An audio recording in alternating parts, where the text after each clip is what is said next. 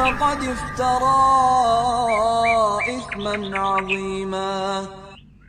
السلام عليكم ورحمة الله وبركاته. إن الحمد لله نحمده ونستعينه ونستغفره ونعوذ به من شرور أنفسنا وسيئات أعمالنا. من يهده الله فلا مضل له ومن يضلل فلا هادي له. أشهد أن لا إله إلا الله وحده لا شريك له وأشهد أن محمدا عبده ورسوله. أما بعد، ikhwati fillah rahimani wa rahimakumullah. Kita bersyukur pada Allah Subhanahu wa taala atas karunia-Nya. Di sore hari ini insyaallah kita akan kembali membacakan hadis-hadis Nabi sallallahu alaihi wasallam berkaitan tentang sifat salat beliau, yang mana kita sudah sampai pada bab bacaan Nabi sallallahu alaihi wasallam. Pada kesempatan yang lalu kita bahas terkait bacaan surat Al-Fatihah yang menjadi rukun salat, di mana Nabi sallallahu alaihi wasallam bersabda, la salata liman lam yaqra bi Fatihatil Kitab. Tidak sah salatnya orang yang tidak membaca surat Al-Fatihah. Kita sebutkan ringkasan hukumnya, dari mulai kewajiban bacaan surat Al-Fatihah bagi seorang imam maupun munfarid di setiap rakaatnya. Kemudian berkaitan dengan makmum, di mana ketika imam membaca bacaan yang sirri, tidak jahar, maka makmum membaca surat Al-Fatihah. Adapun ketika imam membaca jahar, maka ada dua pendapat dan dua-duanya sama-sama kuat insyaallah, dan silahkan mengambil pendapat baik yang tetap makmum membaca Al-Fatihah meskipun sholatnya jahriyah, atau makmum tidak perlu membaca karena sudah diwakili bacaan imam di dalam sholat-sholat jahriyah. Selanjutnya pembacaan hadis berkaitan tentang surat yang dibaca setelah Al-Fatihah. Surat yang dibaca setelah surat Al-Fatihah. Hadis yang ke-95. An Abi Qatadah al-Ansari radhiyallahu anhu qala kana Rasulullah sallallahu alaihi wasallam yaqra'u fi ar-rak'atayn al-ulayayn min salati adh-dhuhri bi Fatihatil Kitab wa suratayn. يطول في الأولى ويقصر في الثانية يسمعنا الآية أحيانا وكان يقرأ في العصر بفاتحة الكتاب وسورتين يطول في الأولى ويقصر في الثانية وفي الركعتين الأخريين بأم الكتاب وكان يطول في الركعة الأولى من صلاة الصبح ويقصر الثانية. Dari Abi Qatadah al-Ansari radhiyallahu taala anhu, beliau berkata, Rasulullah sallallahu alaihi wasallam senantiasa membaca di dua rakaat pertama salat zuhur dengan Al-Fatihah dan juga dua surat. Satu surat setiap satu rakaat. Yutawwilu fil ula, membaca panjang di rakaat yang pertama, wa yuqassiru fil tsaniyah, dan di rakaat kedua lebih pendek, ya, atau setengahnya dari rakaat yang pertama. Yusmi'unal ayata ahyanan, kadang-kadang Nabi menjaharkan ayatnya padahal sholat zuhur. Nanti kita sebutkan berkaitan potongan kalimat ini, yaitu apa hukumnya seseorang baca jahar di sholat-sholat yang sir, yang membaca jahar di sholat-sholat yang sir. Wa kana yaqra'u fil 'ashri bi Fatihatil Kitab wa suratain. Di dalam salat asar di dua rakaat pertama juga beliau membaca Al-Fatihah dan juga dua surat. Ya. Yutawwilu fil ula wa yuqassiru fil tsaniyah. Seperti biasa di rakaat pertama lebih panjang daripada rakaat yang kedua. Wa fil rak'atainil ukhrayain bi ummil kitab. Dan di 2 rakaat yang terakhir, rakaat ketiga dan rakaat keempat, cukup membaca Al-Fatihah saja. Wa kana yutawwilu fi rak'atil ula min salati subhi wa yuqassiru tsaniyah. Dan Nabi senantiasa memanjangkan rakaat pertama dari salat subuh dan memendekkan rakaat yang kedua. Hadis ini diriwayatkan oleh Imam Bukhari dan juga Imam Muslim rahimahumullah.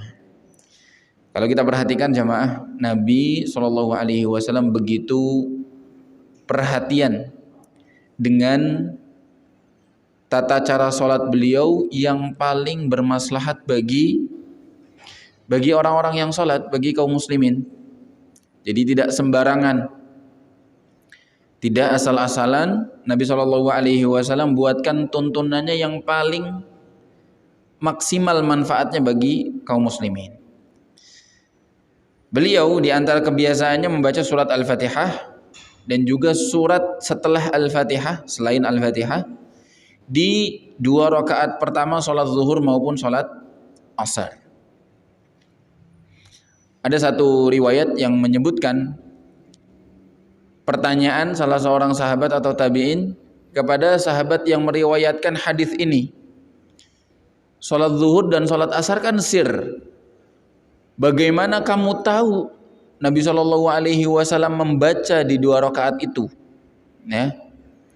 Karena tabiatnya sholat sir, kita nggak dengar bacaannya imam, bahkan kita nggak dengar bacaan yang di samping kita.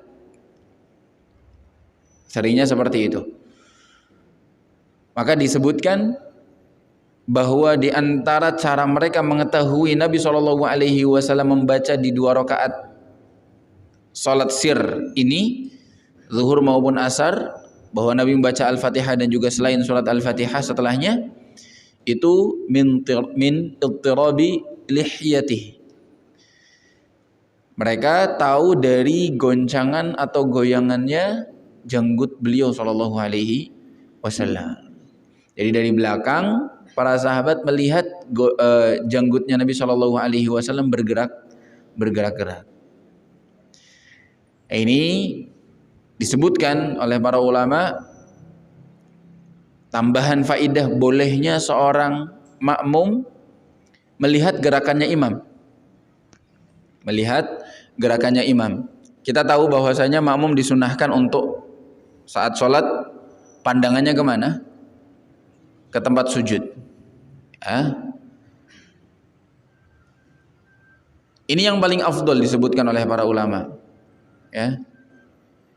Kemudian setelah tempat sujud ini yang boleh dan tidak masalah menghadap lurus ke depan.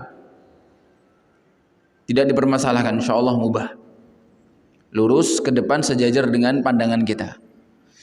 Yang tidak boleh, yang makruh adalah noleh kanan ataupun kiri. Disebut ikhtilas, yakhtalisuhu syaitan min salatil abd. Ibarat syaitan mencuri salat kita ketika kita tergoda untuk melirik kanan maupun kiri. Kemudian yang paling fatal yaitu melihat ke atas. Kalau ke belakang ada. Ke belakang tidak ada ya. Jarang orang salat ngelihat ke belakang. Lihat ke atas.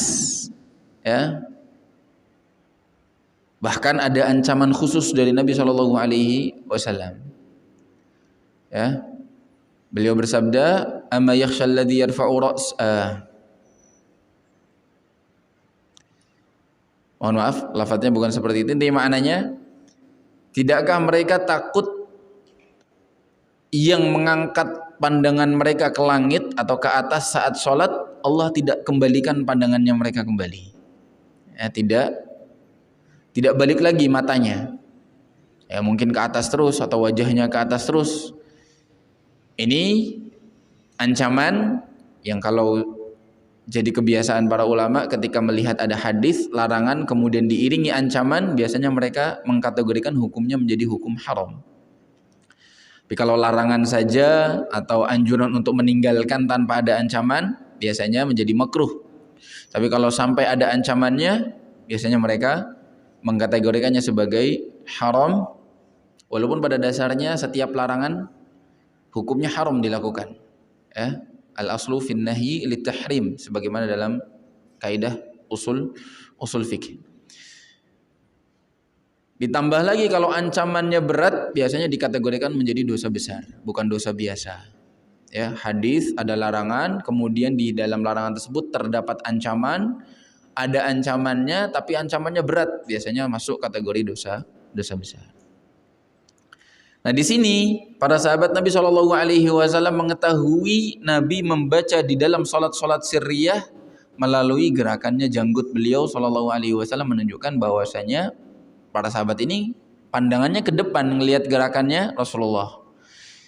Sehingga para ulama menyebutkan boleh kadang-kadang makmum melihat gerakan imam, apalagi ketika tujuannya ingin mutaba'ah, ingin mengikuti, meneladani gerakan imam, pengen tahu imamnya gerak apa, atau pengen tahu imamnya sudah bergerak atau belum, boleh melihat gerakannya imam. Jadi asalnya ketika tidak ada hajat, kita melihat pandangannya ke tempat sujud. Ketika ada hajat misalnya, mau mulai ruku', mau mulai sujud, mau mulai bangun dari sujud, ini boleh sesekali kita ngelihat ke depan, ngelihat gerakannya imam karena ada hajat. Kan kalau tidak ada hajat pun pada dasarnya disebutkan oleh para ulama hukumnya boleh melihat ke arah depan, yang tidak boleh menoleh ke kanan ke kiri atau menengadah ke atas. Jadi kalau misalnya sholat di depannya ada jam, memperhatikan jam, boleh enggak? Kalau jamnya sejajar, boleh-boleh saja. Cuman rata-rata jam ditaruhnya di mana? Di atas. Jadi mau ndak mau harus dongak istilahnya, ya, mengangkat wajahnya ke atas. Ya, ini jelas masuk dalam larangan Nabi Shallallahu Alaihi Wasallam. Ya, kecuali kalau dia lagi mendesak, ada hajat, dia ada janji misalnya, oh ini kok nggak selesai. Nah, kalau misalnya dia darurat, ada janji yang darurat mendesak tidak bisa ditinggalkan, boleh dia keluar dari sholat, kemudian dia sholat sendiri, ya, menyempurnakan sholat sendiri, tinggalkan jamaah, tidak sholat bersama jamaah seperti yang dilakukan oleh makmumnya Mu'adz bin Jabal radhiyallahu taala anhu. Faedah yang kedua, ini tambahan dari saya pribadi ya. Disebutkan bahwa dalam satu riwayat para sahabat ngelihat gerakan janggutnya Nabi Shallallahu Alaihi Wasallam sehingga tahu Nabi baca ketika rakaat pertama dan kedua sholat zuhur maupun asar. Nah, ini diantara kegunaannya janggut, ya. Karena kalau imamnya nggak ada janggutnya gimana? Bayangkan kalau Nabi Shallallahu Alaihi Wasallam nggak ada janggutnya, para sahabat tidak tahu nanti gimana Nabi Shallallahu Alaihi Wasallam waktu sholat asar baca atau tidak. Ya, seperti juga bacaan doa iftitah, ya, bacaan doa iftitah itu dibaca selalu sir sama Nabi Shallallahu Alaihi Wasallam. Allahumma ba'id baini wa baina khataayai kama ba'adta bainal masyriq wal maghrib. Allahu akbar kabira, alhamdulillahi katsira, dan seterusnya. Subhanakallahumma wa bihamdika wa tabaraka asmuka wa ta'ala jadduka wa la ilaha khairuka. Ini dibaca oleh Nabi Shallallahu Alaihi Wasallam sir. Di salah satu riwayat dari lafaz-lafaz iftitah ini, para sahabat bisa meriwayatkan doa iftitahnya Nabi. Diriwayatkan di hadis tersebut, para sahabat bertanya kepada Nabi, aku ngelihat engkau diam dan janggutmu bergoyang-goyang, bergerak-gerak. Berarti engkau baca apa wahai Nabi? Ya, berulang Nabi jelaskan, saya baca doa iftitah ini, A, B, C dan seterusnya. Nah, ini dipraktekkan oleh para sahabat Nabi Shallallahu Alaihi Wasallam melihat janggutnya Nabi Shallallahu Alaihi Wasallam ketika lagi sholat. Yusmi'unal ayata ahyanan. Kadang-kadang Nabi Shallallahu Alaihi Wasallam memperdengarkan ayatnya. Nah, sebelum ke pembahasan ini, Abu Qatadah Al-Ansari radhiyallahu taala anhu menyebutkan Nabi itu memanjangkan rakaat yang pertama lebih panjang daripada rakaat yang kedua. Artinya rakaat kedua lebih pendek. Disebutkan oleh Syekh Abdullah bin Abdurrahman Al-Bassam dalam kitab Taisirul Alam, Syarah Umdatul Ahkam ini. Ini diantara hikmahnya seorang imam. Termasuk hikmah Nabi Shallallahu Alaihi Wasallam, imam pertama Di antara imam-imam yang lain, imam yang paling patut untuk ditiru adalah Nabi Shallallahu Alaihi Wasallam. Nah, beliau sengaja memanjangkan rakaat yang pertama dengan melihat banyak maslahat, di antaranya misalnya menunggu jamaah yang terlambat, ya, mempersilahkan mereka untuk menyusul. Meskipun tidak wajib kita tunggu. Boleh kita memendekkan bacaan kemudian langsung ruku. Tapi kalau misalnya imam tidak terburu-buru dan tahu di belakang ada makmum yang sedang menyusul, maka boleh kita panjangkan bacaan kita sedikit demi memudahkan mereka untuk menyusul sholat kita, sehingga dia makmum ini nggak ketinggalan satu rakaat pun, jadi bisa dapat seluruh rakaat, ya. Di antara faidahnya juga divariasi agar tidak bosan. Karena di saat menjelaskan sholat asar, Abu Qatadah Al-Ansari radhiyallahu ta'ala anhu menjelaskan di dua rakaat yang terakhir, rakaat ketiga dan rakaat keempat, itu Nabi hanya membaca surat Al-Fatihah. Dan ini sunnahnya. Ya, dan ini sunnahnya. Tujuannya agar tidak bosan makmumnya. Kalau dari rakaat pertama panjang, rakaat kedua panjang, rakaat ketiga panjang, rakaat keempat panjang, jadi bosan makmumnya. Kata Syekh, sengaja Nabi SAW di antara sunnah yang beliau ajarkan, rakaat ketiga dan keempat hanya baca surat Al-Fatihah saja, ya, agar tidak bosan, tidak lelah, tidak capek, ya, makmumnya. Karena memang tujuan utama sholat adalah khusyuk dan juga tumakninah. Ketika seseorang sengaja memanjangkan ayat di setiap rakaat tapi malah bikin makmumnya tidak khusyuk, maka jelas ini tidak sesuai sunnah Nabi Shallallahu Alaihi Wasallam.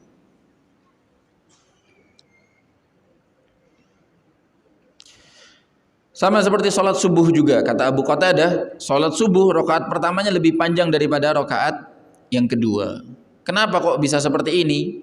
Para ulama menyebutkan di antara faidahnya agar jamaah yang terlambat bisa menyusul dan bisa mendapatkan seluruh rakaat tanpa ketinggalan satu rakaat pun. Walaupun sekali lagi tidak diharuskan, ya, tidak diharuskan imam menunggu makmum, ya. Apalagi sampai memanjangkan rukuknya, ya. Beberapa ulama ada yang mengatakan tidak harus, ya.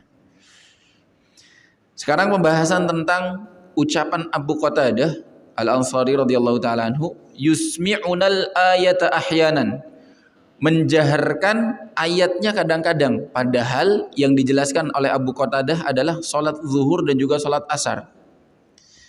Ternyata menurut pengakuan Abu Qatadah Al-Ansari radhiyallahu ta'ala anhu, Nabi kadang-kadang membaca jahar di sholat zuhur dan sholat asar. Apa tujuannya?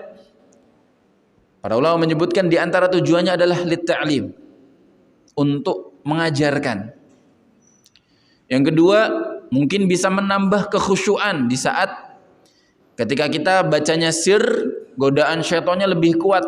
Kadang-kadang kita jaharkan sedikit tidak masalah, untuk memantapkan hati kita. Ya, meskipun itu sholat sirriyah, sholat zuhur, asar, rakaat ketiga, sholat maghrib atau rakaat ketiga empat, sholat isya, asalnya sir. Tapi Nabi SAW disebutkan oleh Abu Qatadah dalam sholat zuhur dan sholat asarnya, beliau kadang-kadang memperdengarkan ayatnya ke belakang, artinya menjaharkan. Sehingga perlu difahami oleh jamaah bahwa, ya, hukum asalnya jahar dan sir, jahar di tempat jahar, sir di tempat sir, itu hukumnya asalnya sunnah, tidak wajib. Sunnah Nabi SAW membaca jahar bacaan Al-Fatihah dan juga surat yang lainnya di sholat subuh 2 rakaatnya, di sholat maghrib 2 rakaat pertama, dan sholat isya 2 rakaat pertama. Ini sunnah. Tapi perlu diperhatikan ya, baca Al-Fatihahnya tetap wajib, rukun. Menjaharkannya yang hukumnya sunnah. Juga membaca sir di tempat-tempat sir, yaitu sholat zuhur, sholat asar, rakaat ketiga sholat maghrib, dan rakaat ketiga empat sholat isya. Sunnah hukumnya mensirkan bacaan di rakaat-rakaat ini. Kalau dikatakan sunnah, artinya kalau seandainya orang lupa atau salah atau bahkan sengaja membaca jahar di sholat yang biasanya sir, sholatnya sah. Ini kadang-kadang ditanyakan kalau ada imam lupa, dia sholat zuhur tapi bacanya jahar keras, alhamdulillahnya. Ya, pada dasarnya hukum sholatnya tetap sah. Nah, disebutkan oleh para ulama hukumnya sunnah saja menjaharkan bacaan di tempat-tempat jahar atau mensirkan di tempat-tempat yang sir. Begitu sebaliknya, sholat jahar imamnya baca sir, sholatnya tetap sah. Ini disebutkan oleh para ulama. Bagaimana kalau orang lupa? Ya, meskipun kita katakan hukumnya sunnah, bukan berarti kita menyelisihi sunnah, sengaja menyelisihi sunnah dan dibiasakan menyelisih sunnah, jelas tidak boleh. Ketika kita katakan sunnahnya membaca jahar di sholat subuh, sholat maghrib, sholat isya, maka dianjurkan untuk jahar terus di sholat-sholat ini. Dan ketika sesekali kita tidak menjaharkan di sholat-sholat ini, berarti kita menyelisih sunnah pada dasarnya. Meskipun kita katakan kembali lagi sholatnya sah.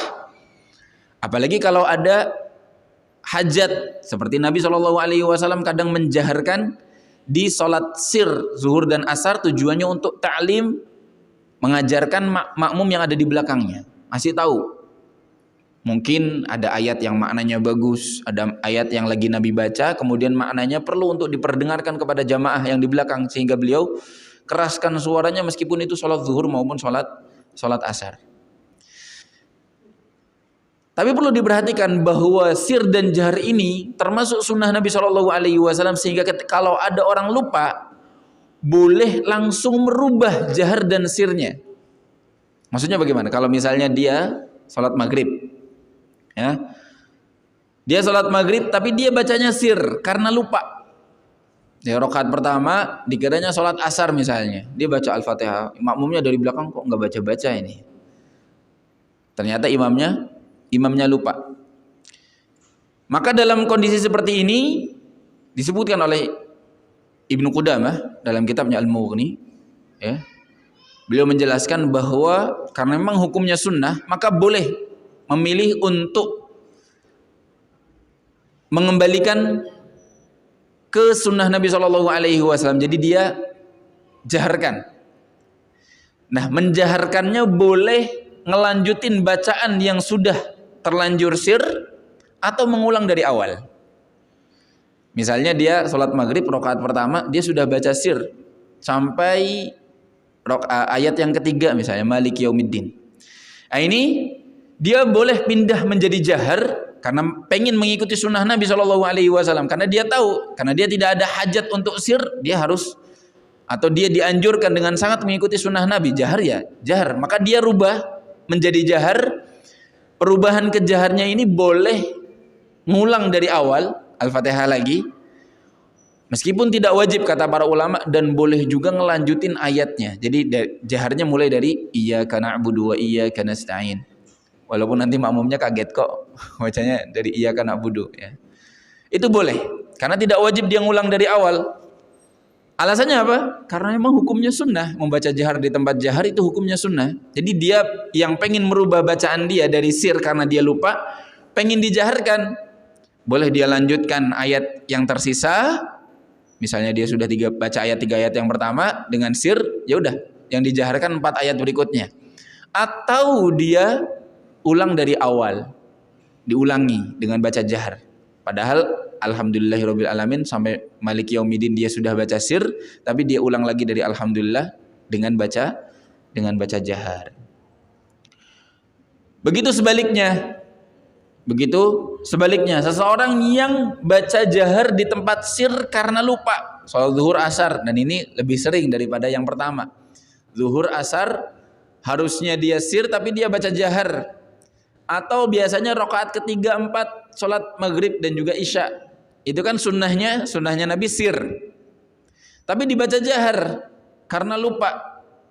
Dan seorang imam ketika sudah ingat, dia boleh merubahnya karena dia dianjurkan untuk mengikuti sunnah Nabi Shallallahu Alaihi Wasallam, yaitu membaca sir di rakaat-rakaat yang sir. Maka bagaimana kalau dia sudah terlanjur jahar? Dia tinggal melanjutkan bacaannya, tidak perlu mengulang dari awal dengan bacaan yang sir. Jadi rakaat ketiga dia baca Alhamdulillahirabbil alamin Ar-Rahmanirrahim. Dia baru ingat, loh kok ini rakaat ketiga baca jahar misalnya. Ya sudah, dia langsung ganti sir dari mulai ayat yang tersisa, Maliki Yaumiddin, Iyyaka na'budu, dan seterusnya. Seperti itu. Jadi ringkasannya hukum membaca jahar di rakaat-rakaat yang dianjurkan jahar hukumnya sunnah. Namun meskipun sunnah bukan berarti kita seenaknya menyelisihi sunnah Nabi Shallallahu Alaihi Wasallam. Ketika lupa maka boleh langsung mengembalikannya ke sunnah Nabi, yaitu membaca jahar di tempat jahar, membaca sir di tempat rakaat-rakaat yang sir. Baik, ikhwan fillah rahimani wa rahimakumullah.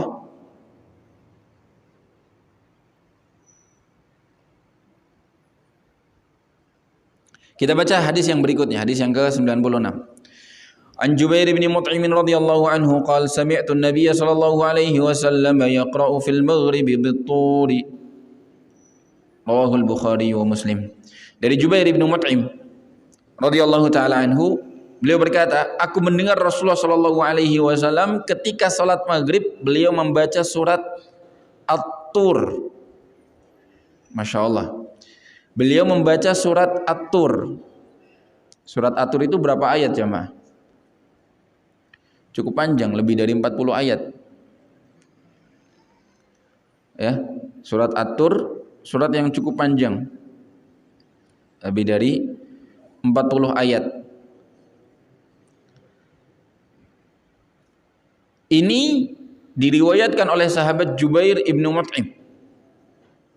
Nah, sahabat Jubair bin Mut'im ini ketika mendengar Nabi membaca surat At-Tur dalam sholat maghrib itu, waktu itu Jubair bin Mut'im masih musyrik, masih kafir, belum beriman kepada Nabi Shallallahu Alaihi Wasallam. Dalam riwayat yang lebih lengkap, riwayat hadis ini versi lengkapnya, Jubair bin Mut'im mengatakan ketika Nabi membaca ayat yang ke-35 dan 36 yang berbunyi am khuliqu min ghairi syai'in am humul khaliqun, apakah mereka diciptakan dengan diwujudkan dengan sendirinya, langsung ada tiba-tiba, am humul khaliqun, atau mereka menciptakan diri mereka sendiri, am khalaqus samawati wal ard, apakah mereka yang menciptakan langit-langit dan bumi, bal la yuqinun, akan tapi mereka tetap tidak beriman. Padahal ayat ini begitu tajam membantah keyakinan orang musyrik yang tidak percaya kepada Allah Subhanahu wa taala sebagai pencipta mereka.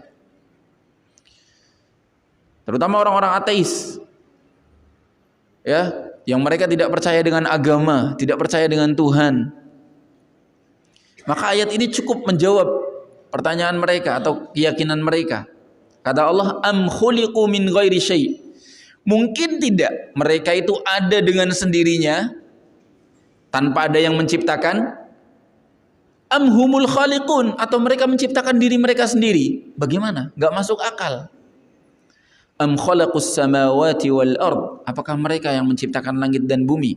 Tidak ada yang pernah ngaku menciptakan bumi dan langit. Akan tetapi mereka tetap tidak beriman. Kata Jubair bin Mut'im radhiyallahu taala, ketika mendengar ayat ini beliau mengatakan kada qalbi an yatir, hampir-hampir hatiku mau terbang. Saking kuatnya bantahan yang ada di dalam ayat ini bagi orang-orang yang semisal Jubair bin Mut'im yang masih musyrik. Jadi saat mendengarkan ayat ini, mendengarkan Nabi sholat maghrib baca surat At-Tur, itu Jubair bin Mut'im masih musyrik. Bahkan disebutkan oleh para ulama, Jubair bin Mut'im ini masuk Islam lewat ayat ini. Setelah mendengar ayat ini baru dia masuk Islam. Baru dia masuk Islam. Ya. Sehingga di antara faedah yang disebutkan oleh para ulama bahwa tidak masalah sahabat ini mendengarkan hadis Nabi, fiilnya Nabi saat dalam kondisi musyrik. Yang penting ketika menyampaikannya saat dia sudah muslim. Nah, Jubair bin Mut'im ketika meriwayatkan hadis ini kepada sahabat atau tabi'in yang ada di bawah beliau, beliau riwayatkan ketika beliau sudah masuk Islam. Mendengarnya beliau belum masuk Islam. Kemudian setelah itu hatinya tergugah lewat ayat ini, hatinya tersentuh, bahkan sampai mengatakan kada qalbi an yatir, hatiku hampir terbang saking kuatnya hujah yang ada di dalam ayat ini, barulah beliau masuk Islam. Setelah itu beliau riwayatkan hadis ini kepada sahabat-sahabat. Jadi beliau mendengar Nabi salat maghrib ini waktu beliau belum muslim. Nah, ikhwah fillah rahimani wa rahimakumullah, ini menunjukkan bahwa pada kesempatan yang lalu sempat kita katakan sunnahnya, aturan bakunya sholat subuh itu bacanya qisar al-mufassal dari surat Ad-Duha sampai An-Nas. Ya, dari surat Ad-Duha sampai surat An-Nas. Sholat Isya bacaannya Awsat al-Mufassal dari surat Al-Mursalat atau dari surat An-Naba sampai sebelum surat Ad-Duha. Salat subuh bacanya Tiwal al-Mufassal. Tiwal al-Mufassal itu dari surat Qaf sampai surat Al-Mursalat. Ini salah satu aturan atau tuntunan dalam memilih pilihan surat saat membaca setelah Al-Fatihah. Jadi kalau maghrib demikian, subuh demikian, isya demikian. Zuhur asar tengah-tengah juga. Ya, zuhur asar juga tengah-tengah. Namun ini tidak baku.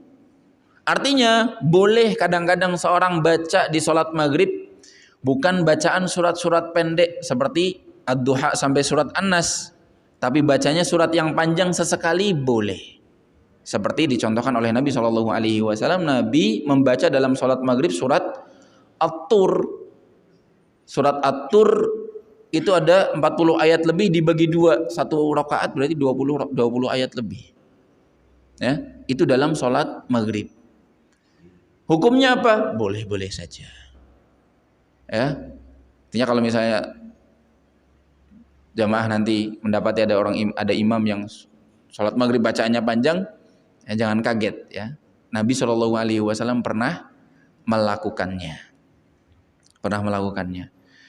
Dan boleh sesekali, tapi tidak boleh dibiasakan. Kenapa? Karena memang Nabi SAW mengatur sebagaimana diriwayatkan oleh para sahabat sholat maghrib bacaannya dari Ad-Duha sampai An-Nas karena waktunya sempit. Barangkali jamaah punya hajat yang lain pengen diselesaikan sebelum sholat Isya, jadi disunahkan baca yang pendek untuk memberikan kesempatan bagi jamaah untuk menyelesaikan hajat-hajat mereka. Sholat Isya masih agak panjang, maka diperpanjang sedikit, boleh baca wasyamsi, walaili, ya, sabbihis dan sebagainya. Sholat subuh lebih panjang lagi waktunya, bebas. Biasanya orang habis subuh nggak ada kegiatan, mulai kegiatannya setelah terbit matahari, jam 7, jam setengah 7, jam 6 baru mulai pada sibuk, sehingga boleh dibaca lebih panjang dari surat Qaf, pilihan suratnya dari surat Qaf sampai surat Al-Mursalat. Jadi diatur seperti ini kalau memang sudah sesuai. Tapi kalau kadang-kadang menyelisihi aturan ini boleh-boleh saja, seperti Nabi SAW pernah membaca surat At-Tur di dalam salat maghrib. Bahkan di hadis berikutnya 97 Anil Barra ibn Azib radhiyallahu taala anhuma anna Nabiy sallallahu alaihi wasallam kana fi safar. Nabi pernah dalam safar, fa shallal isya al-akhirah, salat isya yang terakhir. Salat isya yang terakhir maksudnya salat isya. Karena salat maghrib dan isya itu seringkali diistilahkan al-isya'ain. Salat dua isya. Isya yang pertama al-isya al-ula, namanya salat maghrib. Isya yang kedua yaitu salat Isya itu sendiri. Ya. Di salat Isya yang kedua atau akhir, yaitu salat Isya yang setelah salat Maghrib, faqara'a fi ihdar rak'ataini bi wattini waz-zaitun. Nabi membaca di salah satu rakaatnya baca surat wattini waz-zaitun. Padahal sebelumnya kata para sahabat seringnya Nabi di salat Isya membacanya antara surat Amma sampai surat sebelum surat Ad-Duha. Tapi ternyata Nabi pernah dalam satu safarnya beliau membaca surat At-Tin. Ini menunjukkan hukumnya boleh-boleh saja baca surat pendek di sholat-sholat yang dianjurkan dipanjangkan. Atau sebaliknya baca surat panjang di sholat-sholat yang dianjurkan baca surat pendek. Kata Barra ibn Azib radhiyallahu ta'ala an, "Fama sami'tu ahadan ahsana sawtan aw qira'atan minhu."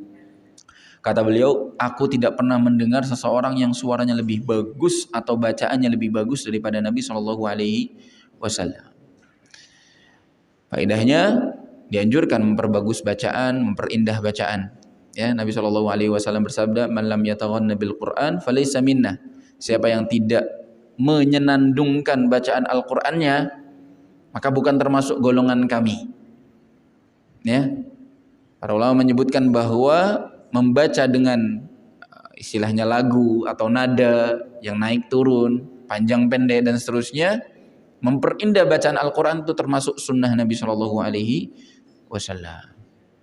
Ya, Nabi sering memuji sahabatnya sampai disebut salah seorang sahabatnya telah diberi ya seruling Nabi Daud atau suaranya Nabi Daud alaihissalam, ya dipuji karena bacaannya indah. Nah, ternyata Al-Barra ibn Azib mengakui tidak ada seorang pun imam yang bacaannya lebih bagus, lebih indah daripada Nabi Shallallahu Alaihi Wasallam. Termasuk suara. Meskipun tidak wajib, ya. Boleh orang baca datar, tidak apa-apa. Dan banyak imam-imam yang baca datar, ya. Tapi disunnahkan memperindah bacaan, tujuannya untuk mengabdikan maknanya. Jadi ini perlu difahami ya, antara membaca dengan tahsin, tajwid, dengan melakukan bacaan. Ya. Pondasinya yang wajib adalah membaca dengan tajwid. Ya. Allah Subhanahu wa taala berfirman, "Warattil Qur'ana tartila." Baca Al-Qur'an dengan tartil. Di antara makna tartil kata para ulama, tajwidul huruf wa ma'rifatul wuquf. Tartil itu huruf-hurufnya ditajwidkan, diperbagus makhrajnya, panjang pendeknya, ya, ditahsinkan. Kemudian tahu lokasi berhenti dan bersambungnya. Karena memang tidak boleh asal-asal kita berhenti, asal-asal kita nyambung. Waqaf-waqaf yang ada di dalam Al-Quran itu ditetapkan oleh para ulama atau para sahabat atau mungkin dari sunnah Nabi SAW, itu sudah sesuai dengan makna-maknanya. Jadi nggak sembarangan diberhentikan, ya. Karena kalau sembarang diberhentikan tanpa mengikuti waqaf yang diajarkan oleh para ulama, nanti maknanya nggak nyambung. Nah, setelah tajwid ini terpenuhi, barulah kita masuk ke sunnah tambahannya, yaitu memperindah bacaan. Kalau misalnya harus milih, ada di sebagian orang yang kalau dia memperindah bacaannya, tajwidnya sering kelewat, tahsinnya sering keselip, panjang pendeknya sering keliru. Maka yang seperti ini lebih baik dia nggak memaksakan diri untuk memperbagus suaranya, memperbagus nadanya. Yang penting dibaguskan bacaannya saja, tajwidnya, tahsinnya. Karena itu lebih penting. Sebagian orang ada yang tahu ini sunnah melakukan bacaan Al-Quran, sudah dia pilih lagu sampai membacanya salah-salah panjang pendeknya. Panjang pendek ini ketika sampai merubah makna bisa fatal. Al-Quran ini diturunkan dengan cara baca tertentu yang tidak boleh sembarangan. Ketika salah bacanya, harokatnya mungkin fathah dibaca kasroh, panjang dibaca pendek, itu bisa merubah makna. Sehingga boleh seseorang melakukan ketika dia yakin tajwidnya tidak berubah. Tajwidnya panjang pendeknya tidak berubah. Ketika seseorang memaksakan melakukan sampai merubah tajwidnya, ini keliru. Dia mengutamakan sesuatu yang sunnah di atas sesuatu yang lebih wajib, lebih harus, lebih prioritas. Dan ini banyak sekali jemaah. Hanya karena memaksakan diri ngikutin lagu Syekh Fulan tanpa memperhatikan panjang pendek. Dan itu banyak sekali yang mempraktikkan seperti itu. Tapi kalau misalnya dia sudah tajwidnya sudah bagus, dianjurkan, disunnahkan bagi dia untuk melakukan. Kenapa? Karena lagu ini bisa menambah kekhusyuan bagi makmum yang mendengarnya. Apalagi ketika makmum faham maknanya, ketika lagunya mengikuti maknanya. Ketika membaca tentang ayat-ayat surga misalnya diperindah, ya. Ketika membaca tentang ayat-ayat ancaman diperindah. Kadang-kadang Nabi Shallallahu Alaihi Wasallam mengulang satu ayat 2 kali atau 3 kali karena maknanya, ya. Nah, ini boleh. Sehingga perlu dipahami bahwa lagu-lagu ini jangan sampai malah merusak makna dengan merusak tajwid atau lagunya tidak sesuai dengan maknanya. Nah, ada yang melakukan bacaan Al-Quran tapi tidak perhatikan maknanya. Sehingga mereka yang mau memperindah bacaannya lebih baik lagi faham maknanya. Nah, ini ditambahkan di hadis yang berikutnya yaitu 98, ya. Aisyah radhiyallahu taala anha bercerita, anna Rasulullah sallallahu alaihi wasallam ba'atha rajulan ala sariyah. Nabi pernah mengutus salah seorang laki-laki sebagai pemimpin sariyah. Sariyah itu beda dengan ghazwah. Kalau ghazwah perang yang Nabi hadir, Nabi ikut berangkat. Tapi kalau perang yang Nabi tidak ikut berangkat, ya, itu namanya sariyah. Jadi Nabi ngutus rombongan silahkan berangkat, Nabi nggak berangkat karena ada hajat atau dan lain sebagainya. Fakana yaqra li ashabihi fi salatihim, karena dia pemimpin panglimanya, dia juga jadi imam salat di safar mereka. Nah, setiap kali salat fayakhtimu bi qul huwallahu ahad. Setiap kali salat baca Al-Fatihah, baca surat, kemudian selalu ditutup dengan surat Al-Ikhlas, qul huwallahu ahad. Di setiap rakaatnya. Baik itu sholat maghrib, rakaat pertama kedua baca Al-Fatihah, kemudian baca surat setelah Al-Fatihah, kemudian ditutup dengan surat Al-Ikhlas. Rakaat kedua demikian, sholat isya juga demikian, sholat subuh juga demikian. Falamma raja'u, ketika mereka pulang, zakaru dzalika li Rasulillah sallallahu alaihi wasallam. Mereka ngadu kepada Rasulullah. Karena mungkin mereka makmumnya merasa ini boleh atau enggak, ya. Maka kata Rasulullah sallallahu alaihi wasallam bertanya, "Saluhu li ayyi syai'in yasna'u dzalik?" Tanyai panglima antum, kenapa dia ngelakuin itu saat safar kalian? Alasannya apa? Fasa'alu, maka mereka bertanya kepada si panglima ini. Panglima ini menjawab, "Li'annaha sifatur rahman fa ana uhibbu an aqra'aha." Kata si panglima ini, "Ana faham Al-Ikhlas itu isinya tentang sifat-sifat Allah yang Maha Rahman. Maka saya senang sekali untuk membacanya." Sehingga dia ulang-ulang terus di setiap penutup bacaan Al-Quran di setiap rakaat-rakaatnya. Ya, jadi baca Al-Fatihah, kemudian baca surat, kemudian baca surat Al-Ikhlas karena senang cinta dengan surat ini. Jadi diulang-ulang terus sama beliau. Apa kata Rasulullah sallallahu alaihi wasallam? Akhbiruh annallaha ta'ala yuhibbuh. Kasih tahu dia bahwa sesungguhnya Allah Subhanahu wa taala juga mencintai dia.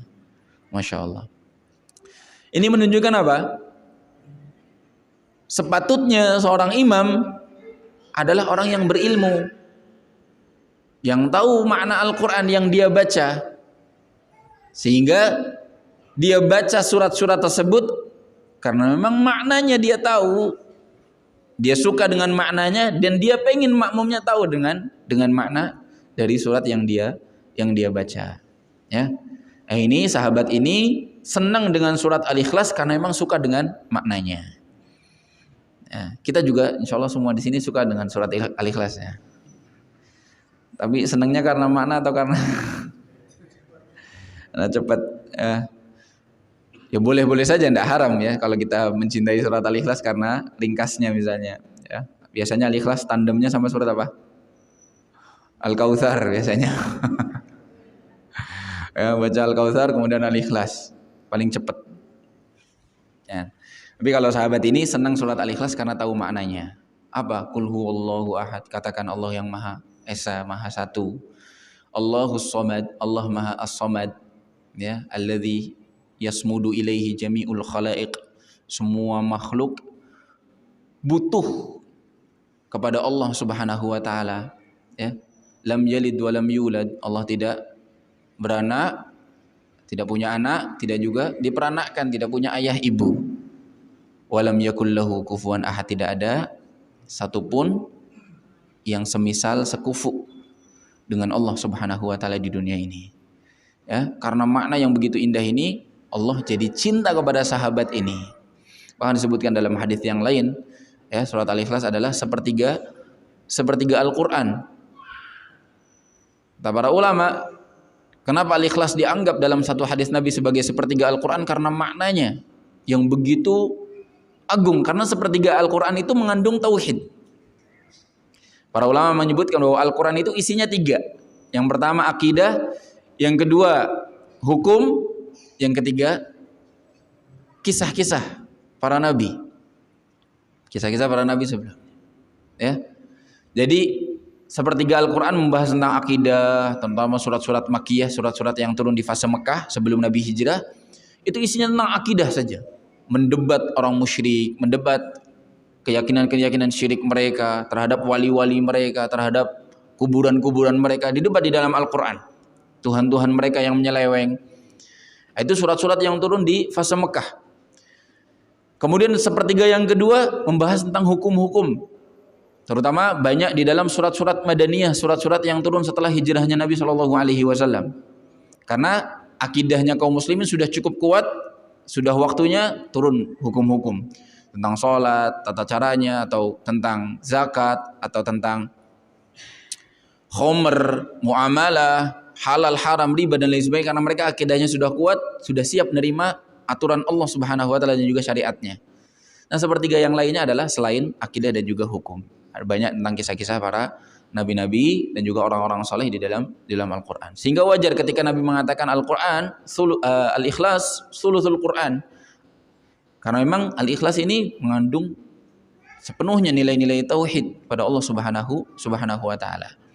Para ulama juga menyebutkan kalau orang baca surat Al-Ikhlas 3 kali, pahalanya sudah sama seperti baca Al-Quran khatam. Ya, tapi bukan berarti seseorang kalau pengen khatamin Al-Quran cukup dengan baca surat Al-Ikhlas saja. Ya, kenapa? Karena jelas masih ada surat-surat yang lain yang dibutuhkan. Ya, surat-surat tentang hukum dan lain sebagainya kita perlu membacanya. Ya, dan juga jelas lebih banyak pahalanya ketika kita baca surat-surat yang lainnya, karena ada makna-makna yang lainnya, ada hikmah-hikmah yang lainnya ada di dalam ayat-ayat yang lain yang bisa kita ambil dari hukum-hukum fikih, kisah-kisah para salaf dan lain sebagainya, dari para nabi maupun orang-orang saleh sebelum Nabi Shallallahu Alaihi Wasallam. Kita tutup dengan hadis yang terakhir yang ke-99. An Jabir radhiyallahu anhu anna Rasulullah sallallahu alaihi wasallam qala li Mu'adz falawla sallaita bisabbih isma rabbikal a'la wasyamsi wadhuhaha wal laili idza yaghsha fa innahu yusalli wara'aka al-kabir wadh-dha'if wa dzul hajah. Hadis ini diriwayatkan oleh Imam Bukhari tanpa Imam Muslim rahimahullah. Nabi sallallahu alaihi wasallam riwayat Jabir bin Abdullah pernah berkata kepada Mu'adz. Ini kisah panjangnya yang pernah kita kisahkan ya. Nabi Mu'adz bin Jabal pernah sholat Isya bersama Nabi Shallallahu Alaihi Wasallam di Masjid Nabawi. Ya, setelah selesai jadi makmumnya Nabi, beliau pulang ke Masjid Al-Qiblatain atau Masjid Bani Salimah, ya, untuk menjadi imam di tempat itu, dan makmumnya sudah nungguin Mu'adz bin Jabal. Ketika Mu'adz sholat, beliau baca surat Al-Baqarah dalam satu sholat Isya, cukup panjang. Ada di antara jamaah yang sengaja keluar dari sholat, kemudian sholat sendiri, sempat ribut singkat cerita dengan Mu'adz bin Jabal, ya. Kemudian sahabat yang ditegur oleh Mu'adz bin Jabal ini ngadu kepada Rasulullah, sampai akhirnya Rasulullah malah menegur Mu'adz bin Jabal. Apa teguran Rasulullah? Wahai Mu'adz, kamu jangan buat fitnah. Ya. Kata Rasulullah, sehendaknya engkau baca dalam salat Isya sabbihisma rabbikal a'la, yaitu surat Awsat Al-Mufassal, ya, dari surat An-Naba sampai surat sebelum Ad-Duha. Dari sabbihisma rabbika wasyamsi waduhaha wal laili idza yaghsha. Apa alasannya? Fa innahu yusalli wara'akal kabir, di belakangmu ada orang yang sudah tua, wal dhaif yang lemah, wadzul hajah atau orang yang punya hajat, ya, baik di malam itu atau keesokan harinya. Karena sahabat yang keluar dari jamaahnya Mu'adz bin Jabal ini kemudian sholat sendiri, keluar dari sholatnya Mu'adz bin Jabal, itu kata riwayatnya menyebutkan bahwa dia seorang petani atau seorang pedagang yang harus bangun pagi-pagi besok untuk bekerja, sehingga kalau misalnya dia sholatnya tidurnya terlambat, nanti hajatnya yang lebih penting, ya, karena bacaan panjang di dalam sholat itu sunnah, sholatnya wajib, tapi memanjangkan bacaannya sunnah saja, ya, bacaan Al-Qur'annya sunnah saja. Jadi seorang boleh memprioritaskan kewajiban yang lebih utama, yang lebih perlu diprioritaskan. Wallahu a'lam bishawab. Nah, kita cukupkan sampai sini. Selanjutnya kita buka tanya jawab setelah azan, insyaallah. Taib. Ikhwafillah rahimani wa rahimakumullah. Fadhal yang mau bertanya, kami persilahkan. Jika kita menjadi makmum, kemudian imam terlalu panjang bacanya, apa kita boleh memberi isyarat supaya segera ruku?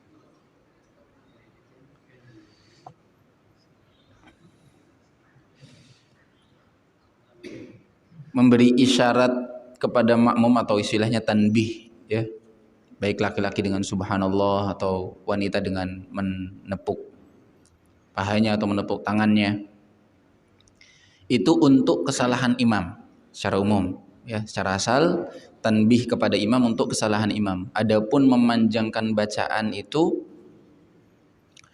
kalau memangnya itu ada hajat, ya, apalagi dia di sholat subuh misalnya, sholat subuh disunahkan panjang, ya. Kalau memang tempatnya tempat yang disunahkan dipanjangkan, maka kita tidak boleh menegurnya, ya, tidak boleh menegurnya. Kalau di tempat sholat yang pendek misalnya, maka wallahu a'lam bishawab, karena Nabi pernah membaca surat At-Tur, dalam riwayat yang lain Nabi pernah membaca surat Al-Mursalat, kemudian di riwayat yang lain dalam sholat maghrib, ya, sholat yang pendek, Nabi pernah baca surat Al-A'raf, Nabi pernah baca surat Al-Anfal. Ini menunjukkan insyaallah nggak salah seorang imam ketika memanjangkan bacaannya, ya. Hanya saja memang paling dianjurkan imam itu memperhatikan kondisi makmum. Kalau misalnya makmumnya masih kuat, maka lanjutkan. Kalau misalnya tidak kuat karena capek, sakit, atau karena ada hajat, ya, dia harus pergi ngejar pesawat misalnya, ini yang kadang-kadang perlu diperhatikan. Sholat di tempat rest area, ya, imamnya harusnya memperhatikan, ya, atau di tempat stasiun, di bandara, di terminal, itu biasanya kendaraannya sudah ada jadwalnya, kendaraan-kendaraan umum, sehingga hikmahnya yang bijak, imam yang bijak memendek bacaannya meskipun sholat subuh di tempat-tempat seperti ini, karena biasanya mereka ngejar jadwal biar tidak buru-buru. Kalau misalnya imamnya ternyata baca panjang, ya sudah, keluar dari jamaah, kemudian dia sholat sendiri. Tapi tidak perlu membuat jamaah baru karena khawatir memecah belah kaum muslimin, ya. Jadi wallahu a'lam bishawab, ana enggak condong untuk mengatakan makmum boleh mentanbih, memberi isyarat dengan tasbih subhanallah kepada imam hanya karena imam memilih surat yang panjang atau bacaan yang panjang di sholat-sholat yang pendek. Jadi boleh-boleh saja. Termasuk kisahnya Mu'adz bin Jabal ini, Nabi SAW mengarahkan salat Isya baca yang pendek-pendek. Tapi di situ Nabi tidak ngajarin si sahabat yang keluar salat ini, lain kali, ya. Harusnya Nabi ngasih tahu. Lain kali nanti kalau kamu makmum lagi ketemu imam seperti Mu'adz bin Jabal, kasih tahu dengan isyarat tasbih atau yang lainnya. Tapi Nabi nggak ngasih tahu. Nabi hanya tidak menyalahkan perbuatan sahabat ini yang keluar dari jamaah kemudian sholat sendiri. Itu artinya ini solusinya. Jadi kalau misalnya kita punya hajat, capek atau yang lainnya, silahkan keluar dari jamaah, kemudian sholat sendiri. Kemudian sholat sendiri, insya Allah dia tidak berdosa. Hah?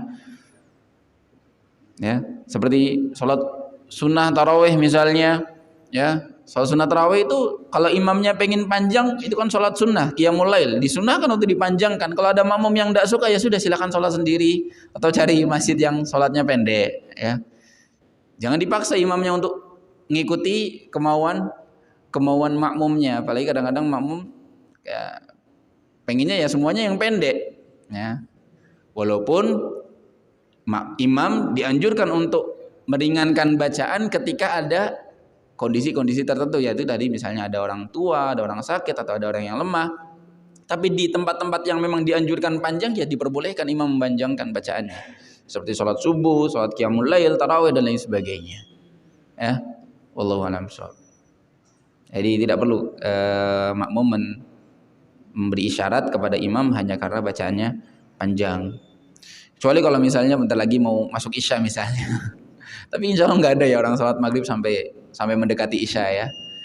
Ya, dia sholat maghrib baca panjang, bentar lagi azan isya tapi belum selesai misalnya, dikasih isyarat, mungkin boleh kayak seperti ini karena keliru imamnya. Yang keliru ditanbih, dikasih peringatan, boleh dengan tasbih atau dengan isyarat tepukan seperti yang diperbolehkan untuk wanita.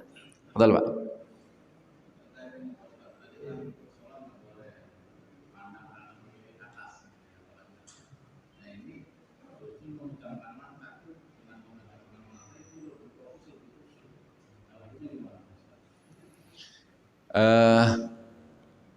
Sejauh yang kami tahu, Anda lupa apa ada dalil atau tidaknya, memejamkan mata hukumnya makruh kalau tidak ada hajat, ya. Jadi pada dasarnya sholat dengan mata memandang tempat sujud, ya, melihat. Apalagi kita sebagai seorang makmum, melihat imam, gerakan imam, atau melihat shaf yang ada di depan kita agar gerakan sholat kita sesuai dengan gerakan jamaah, gerakan imam. Jadi kalau tidak ada hajat, ya, seingat kami hukumnya makruh. Nanti kami baca-baca lagi. Tapi kalau misalnya ada hajat, jelas boleh. Misalnya sholatnya di samping jalan misalnya, ya, banyak orang lalu lalang, atau banyak orang yang misalnya ada wanita misalnya, dia memejamkan mata karena pengen menundukkan pandangan misalnya. Maka kalau ada hajat boleh-boleh saja. Apalagi tadi misalnya pengen khusyuk. Tapi kalau misalnya di masjid, ya pada dasarnya tidak diperlukan, bisa makruh. Ya. Tapi kalau di kondisi yang lain yang memang mengganggu kalau dia melihat, mungkin boleh-boleh saja bagi dia untuk sesekali memejamkan mata demi kekhusyuan. Tapi kalau misalnya di masjid atau di kondisi yang normal, melihat pun insya Allah bisa khusyuk, ya, bisa khusyuknya dengan mendengarkan bacaan imam. Atau tadi kalau misalnya bacaan sirnya kurang bikin khusyuk, sesekali menjaharkan boleh. Syekh bin Baz pernah membolehkan kalau misalnya kita digoda syaitan atau apa, kemudian sholatnya sir, boleh sesekali kita kelaskan bacaannya untuk menambah kekhusyuan kita dalam sholat, boleh. Karena hukumnya sunnah paling, ya. Pertanyaan lain? Enggak.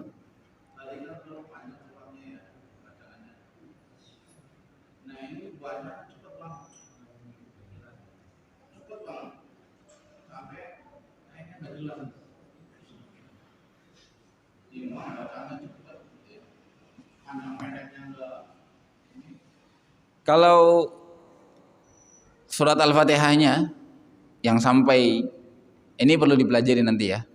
Macam-macam khotok atau lahan di dalam bacaan Al-Quran. Ada yang namanya khotok jeli, ada yang namanya khotok khafi, atau lahan jeli, lahan khafi. Biasanya para ulama mendefinisikan lahan jeli itu kesalahan yang sampai merubah makna. Kesalahan yang merubah makna ini bikin tidak sah bacaan Al-Fatihahnya, dan Al-Fatihahnya tidak sah, bikin tidak sah sholatnya. Ya, jadi yang perlu diperhatikan, paling diperhatikan adalah surat Al-Fatihah. Kalau misalnya panjangnya di selain surat Al-Fatihah dan Al-Fatihahnya benar, dia tetap bisa berdosa karena dia membaca Al-Quran tidak sesuai dengan hukumnya. Tapi untuk sholatnya bisa saja tetap sah karena rukunnya adalah surat Al-Fatihah. Allah alam. Ya. Terkait jahar dan sir, biasanya ditanyakan tentang perempuan misalnya. Perempuan kalau sholat sesama perempuan jahar atau sir di sholat jahriyah? Ya. Nah, ini secara asal hukumnya sama baik laki-laki maupun perempuan. Kalau perempuan menjadi imam bagi sesama perempuannya, maka boleh menjaharkan di sholat-sholat yang jahar. Boleh menjaharkan di sholat-sholat yang jahar seperti maghrib, isya dan juga subuh. Tapi ikhwafillah rahimani wa rahimakumullah. Selanjutnya di kesempatan datang insya Allah kita akan masuk pada hadis yang ke-100 membahas tentang hukum membaca basmalah sebelum surat Al-Fatihah. Ya, dibaca atau tidak, kalau dibaca sir atau jahar. Nanti dibahas di kesempatan mendatang insya Allah. Kalau ada pertanyaan lain bisa ditanyakan di grup WhatsApp ya yang sudah bergabung, yang belum bergabung dan mau bergabung silahkan datangi kami. Kita masukkan ke dalam grup insya Allah, grup untuk tanya jawab berkait kajian. Ucapkan jazakumullah khairan katsiran barakallahu fikum sallallahu ala nabiyina Muhammad wa ala alihi washabihi wasallam. Assalamualaikum warahmatullahi wabarakatuh. ومن يشرك بالله فقد افترى إثما عظيما